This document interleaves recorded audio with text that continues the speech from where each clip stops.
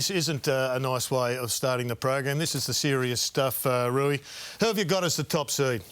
Yeah, look, I think at the moment, you look across the competition, I don't think we've got a side that you look at the moment and say, they are a great team. We've had it in the past, we've had it with Richmond over the last 4 or 5 years. I think we've got a lot of really good teams. Clearly, the team that goes on and win it, I mean, if you win a flag, you consider it a great team, and rightfully so. But I think at the moment, there's degrees of separation between all of those sides towards the top of the ladder. The one that looked the most complete to me are Geelong at the moment. When you look at the profiles there, every part of their game at the moment really stacks up. We know they're a great clearance team. Their ability to win the football once it leaves that area, move the footy, they're strong, and then being able to defend the opposition doing the same. Whereas I think the other contenders at least have got one flaw within those categories. The clearance category for Melbourne really surprised me. You actually look at the names, don't you think, Gaz? You know, like you look at that, obviously Max Gawn, he'd be the All-Australian ruckman, I think. Certainly be in the top couple there, you know, going down to Oliver Petrarca. And the blokes underneath. Tagging, Viney. Melbourne's set up to lose clearance. In a way, they don't want to necessarily lose clearance. Bit of Richmond about that. But Melbourne are happy to be outnumbered at clearance because it makes them look so strong behind the footy.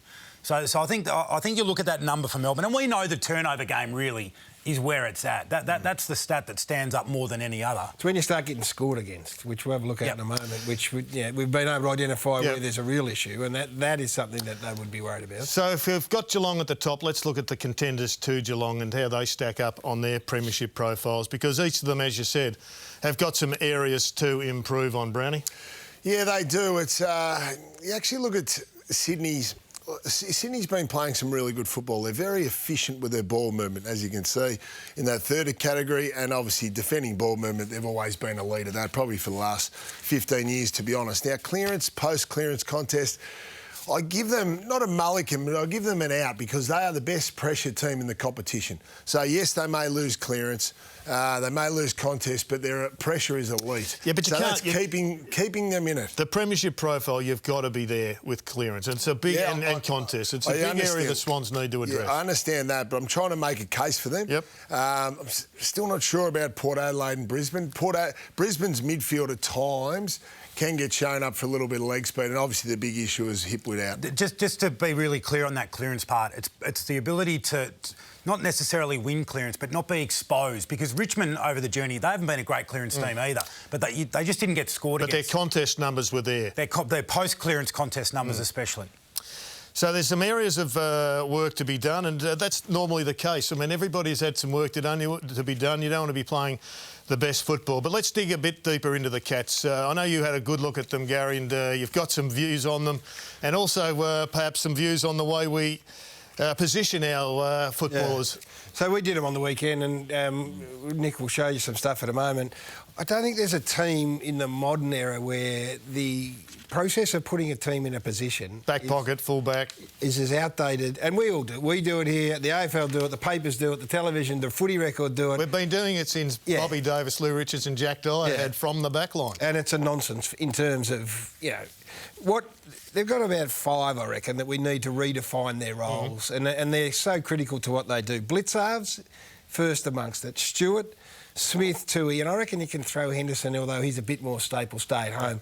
In amongst that group, boys, is what makes them so hard to score against, and we'll show you how it all works. That's a premiership profile. Yeah, and on the weekend, and the ability to get the ball inside 50 against them is so critical, and then once you do get it in there, you're generally outnumbered because of the revolving notion of these players who we have to rename and put a different title on because they just cover each other so beautifully well. And, you know, Richmond are off their tucker a little bit. So if Isaac Smith is a wingman, what is he now? Well, he's a wingman that takes fullback kick-ins who then gets involved in about 6 chains on the way through to the other end of the ground. So what's it all look like, Nick? I know you've spent a lot of time in the lab. Yeah, so, I mean, time and again yesterday doing the game with Gaz, you looked behind the ball. Richmond were able to create a turnover, they win it back. Which has been their strength in the past. It's been their strength and their ability to score from it. And here it goes here. Richmond win it. But then they look up and automatically Geelong have just been able to create numbers behind the footy. So Blitzarves in this situation, he started up in the middle of the ground he's as on Lambert or he's on Baker as well. So he picks up Lambert or Baker who go into the middle of the ground and he just peels back here. Yeah. So you get a turnover. Look what you're confronted with. Look at that. Tom Lynch didn't touch the footy for a quarter and a half. Didn't touch the ball for a quarter and a half.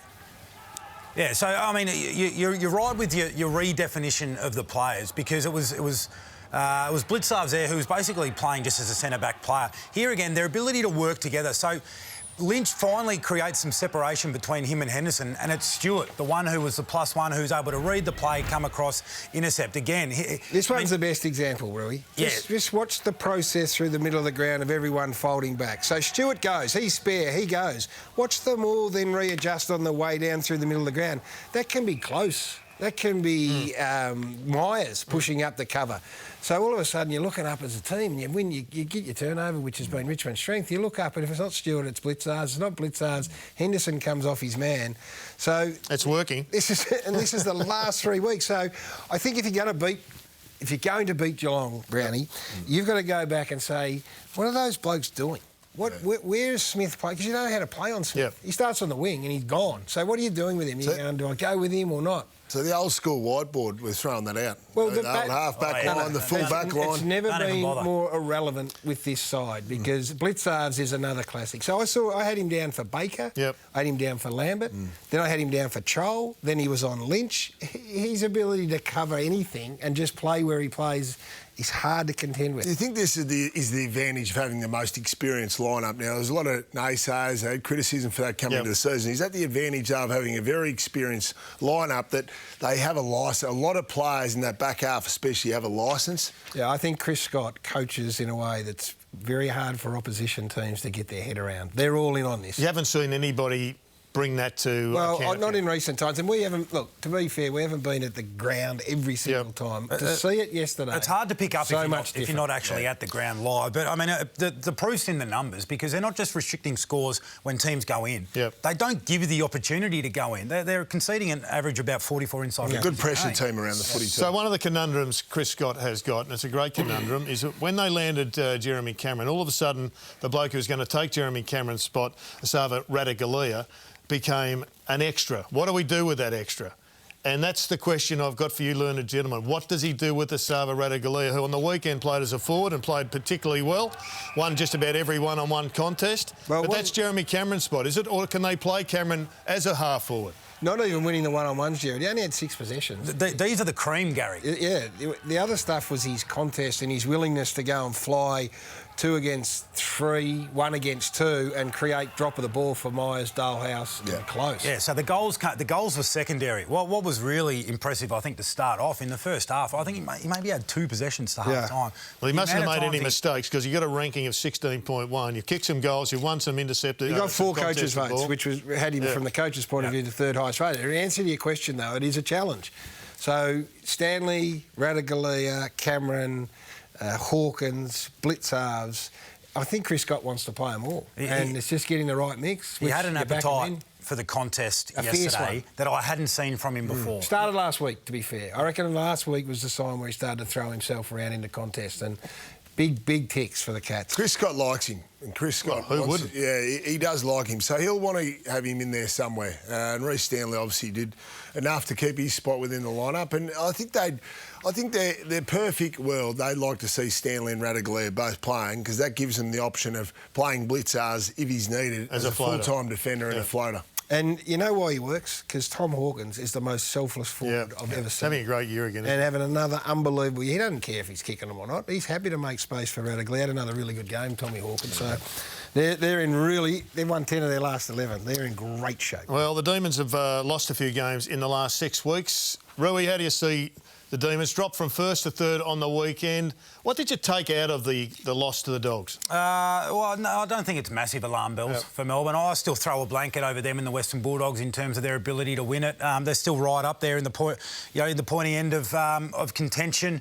I think the accuracy is a big one because you look at expected scores, particularly over the last 5 or 6 weeks. They would have won a few games that they've dropped. I mean, the GWS game, they had a heap of chances late and weren't able to convert. So there are a few little things I think that they can tinker with. But, I mean, the game looks in pretty good shape. They're generating shots at goals. Their ability to move the footy is good. Clearance differential, I understand the numbers large, but as long as they're not getting scored, which apart from one part of the ground, which you'll get into, Gary, where they need to tighten up, they're pretty good because their game is all about being able to win it back and then go from there. What about the accuracy of the shots, Gaz? Do they need to have deeper entries? Are they having difficult shots? They weren't that difficult on the weekend. I mean, Ben Brown had a couple of really good looks at it and didn't take his chances. I mean, the accuracy, we don't make enough of it, not only for Melbourne, for every team in the competition. So that's real. They've had a drop-off from some players that have been important. Jackson's come off, Spargo's come off a little bit. There's been other young players who have come off. Then they've got 4 weeks to find a bit of... even Jordan through the middle of the ground's come off, who's been important. But it's going to cost them a flag. No, it will. It's going to cost them a prelim final. It's got to be addressed. Over it again, and we go, And that's why Joey Danaher, that's why Max King hitting this, had he done that early, who knows? But the one that Rui's talking about is the clearance differential, and what's come to light here is where they're getting scored against. And this number would be of great concern, but it could be the easiest thing to fix. And that's their defensive 50 stuff. Well, the kids are an issue before we get through to that, but a couple of the kids need to be rested or not rested. They're not going to win them a premiership, these kids. Spargo's important, but Jackson won't and Jordan won't, but they, in the early part of this season, they're really important, so they might need a rest, they may not. But when you've got a forward line that's still a bit susceptible and Jackson's a part of it, then that drop-off becomes a bit more significant. But the defensive 50 stuff is what is now come to light here and what we need. Well, that was noticed, wasn't it? Especially Bontempelli. Bon has a couple of goals from that area, and he's the most dangerous player in the competition, arguably, and you don't cover him up in those dangerous D50 stoppage situations. But this has been going for a while, Brandon, and these are shots. I mean, on the weekend they gave away 5 goals. These are 5 shots at goal, and 3 out of the last 6 games, they've given away amazing shots. Now, normally, to put it into context, there's 1 shot per game. Yeah, and 7, 5 and 5 is 2 shots per game. Yeah. That's why I think it's pretty easily identified, and you can find a solution pretty quick for this sort of stuff. So maybe it's pushing back harder from a midfield point of view, outnumbering a bit in your back half. Look at that. There is what we're talking about in a nutshell. So points conceded from the defensive 50 stoppages. They're 18th in the competition.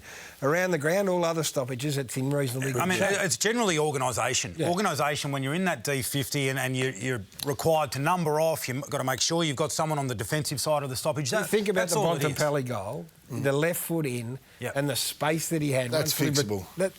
So that's about being structured and organised. So looking at that game, Melbourne are going to use their system, the Dogs are going to use their system. But the Melbourne then concede at some stage and say, no, we've got to have Harms on Bontempelli. We've got to have Viney on Daniels, because Daniels just floated off on the weekend and basically was the architect of a lot of their moves. So are Melbourne going to just continue to play with their deep 6, or do they push them up and equalise them at the contest? You would argue, you can go and change things. You maybe argue that they should have changed the Harms Liberatoria matchup. That worked last time. Maybe surprise them with something different, throw him on the Bontempelli.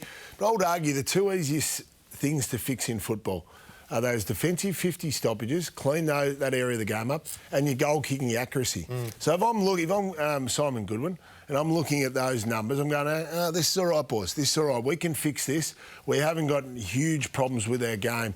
We just need to tidy up some very important things. Looking at them and going, I'm really satisfied, because they were fantastic. They were great. The conditions were tough. They pushed Shaki back, I don't think Melbourne at all tried to ask a question of Josh Shaki. So great coaching, good on him, fine. If you've got a player there before you have him out the door, you play him at half-back. And he's had a run, and it might be something that they can do. Alex Keith out until the start of the final series is massive for them. And they still got the job done.